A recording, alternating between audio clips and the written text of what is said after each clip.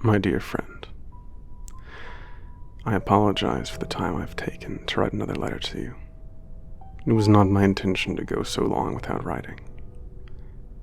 Unfortunately, taking a solitary journey through the countryside doesn't lend well to having much to update you on. Most of my time is spent walking and thinking, and very little else. Luckily, perhaps, that solitude briefly changed for me. And after taking some time to dwell on it, I would like to tell you about what had happened. As of my writing this, should you receive this far later than intended, it is mid-spring. I don't know the exact day, I fear. I've never had much use for dates. A few days ago, I met a man. Lucas was his name. He seemed very kind from our interactions, if not a bit anxiety-ridden. He was a half-giant, human-born. We spoke for some time in the afternoon, and he had mistaken me for a newly formed giant, as I hadn't been in the area before. I recall he questioned, "Are you new round here? Or just new?" "Oh no, I'm quite old, I assure you." Really? "Yes, really." Well, why are you out here then? Don't you have someplace to be? "How do you mean?" Well, don't you giants usually have a spot to be and you stick there? If you're old, but you're roaming, well, what happened to your spot? Well, I did my best to explain what had led me to step away from your town. He seemed to take it in stride, though I could tell I left him with more questions than answers.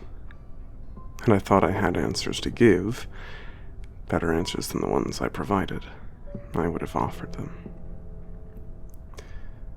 I suspect he understood this fact, as it wasn't long after my explanation that my new friend took to a different topic. Going from our talk of your town, he began telling me of the town nearby where he stayed. He described it as... Oh, just the nicest place, really. Everyone there's so friendly and kind and welcoming. Truly. Oh, yeah. I grew up there and everyone knows each other, feels like. At least where I live.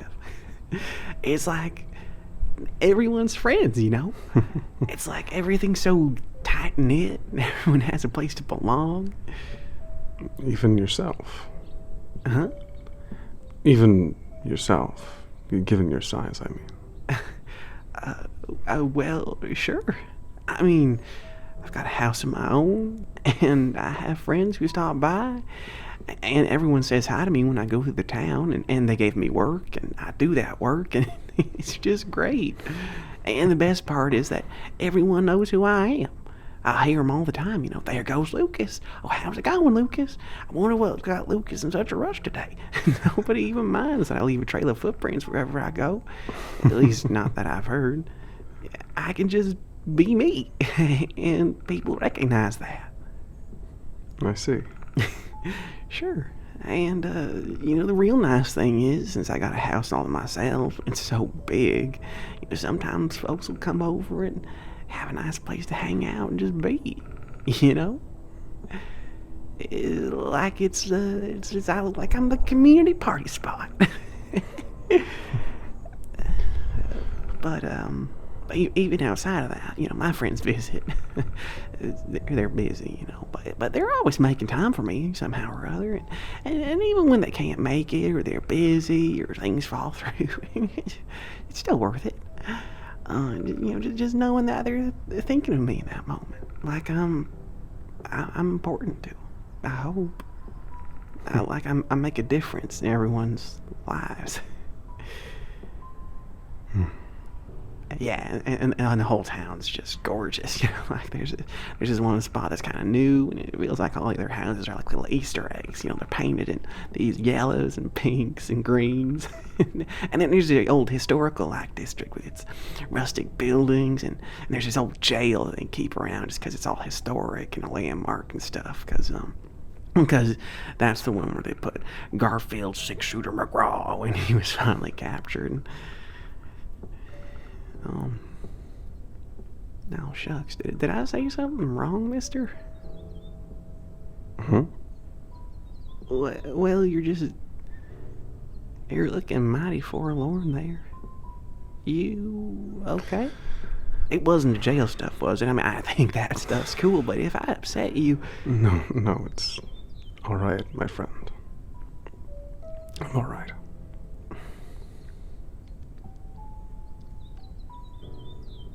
Are you sure? I promise. I'm all right. Well, all right. Of course. Well, I suspect he meant well. And all the talk of Lucas's town only led me to think more on yours. I admit I've thought a lot about your town recently. Even in spite of my best efforts, I've spent so long caring for it that... even now that I'm actively separating from it, I can't help but wonder how you are. If everything is faring okay. I can't help but feel that I've done something terrible by letting you all fend for yourselves. Was I foolish for doing this?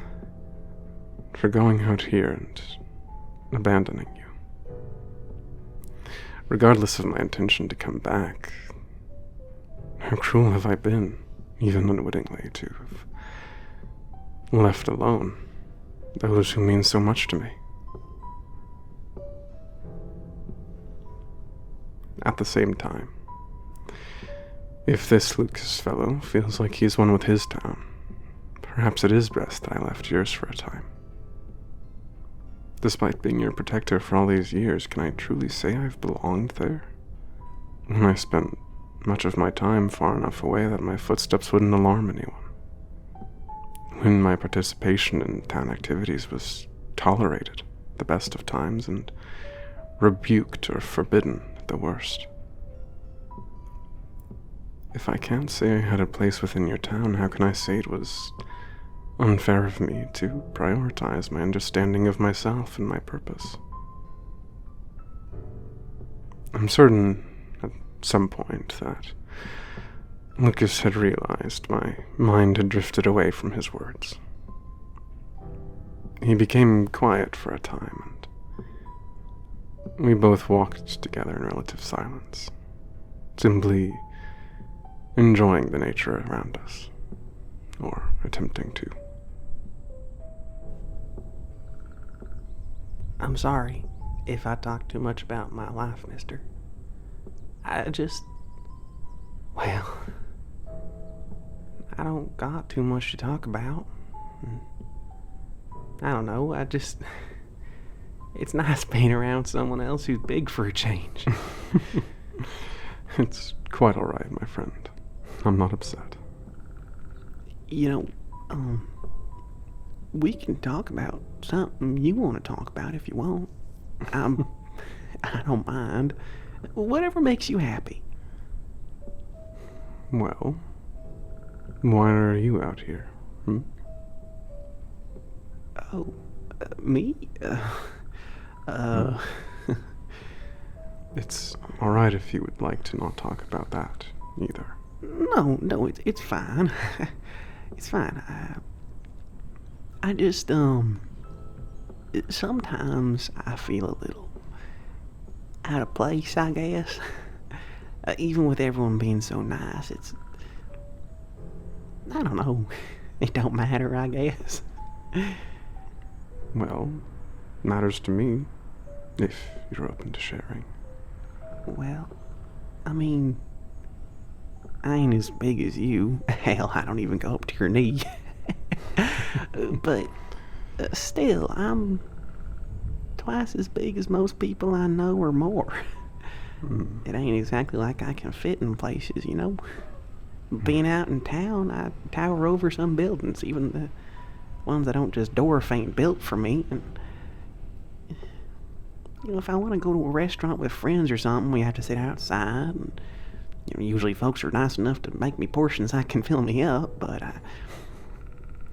I guess I can feel like a bother anyway.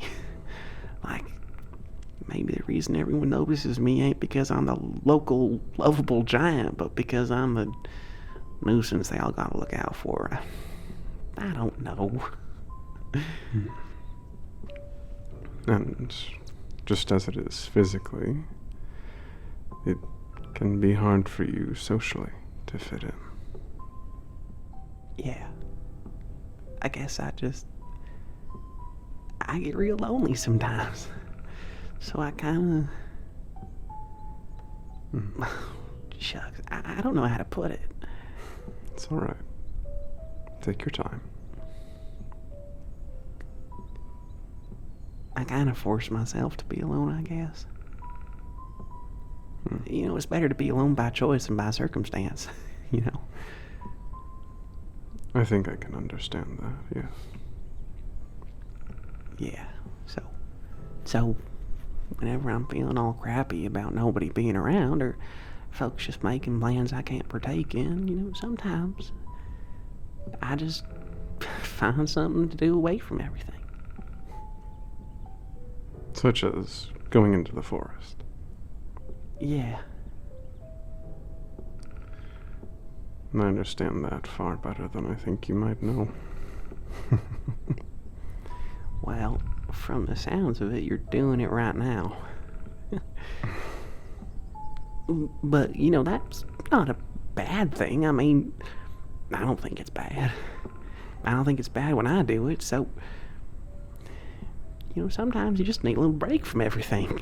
And it makes those times when people want to be around you again so much more rewarding, because then you've had time to be alone and you're all charged up again for being around them.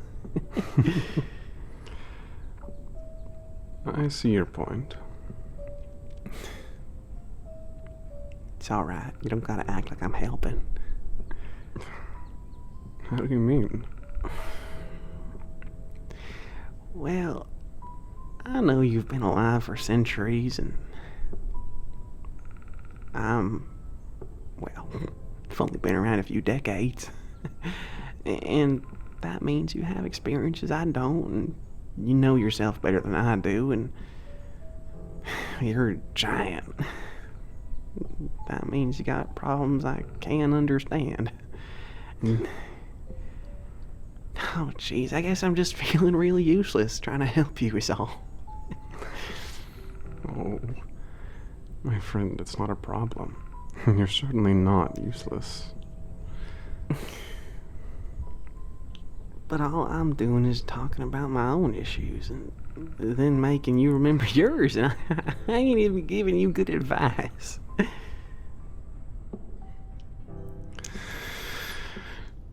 From that point, the conversation mostly turned to comforting Lucas. I can't say I minded the change of pace, focusing on something aside from myself for a time.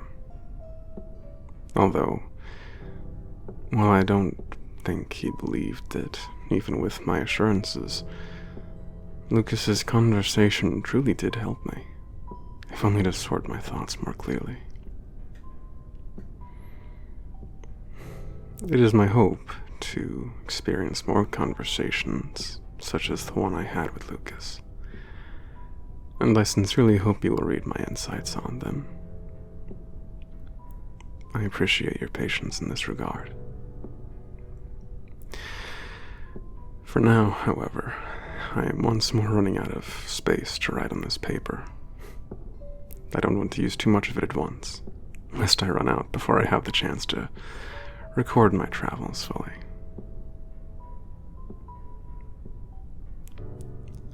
I miss you, my friend. I apologize for my absence. Ever your friend, Clement.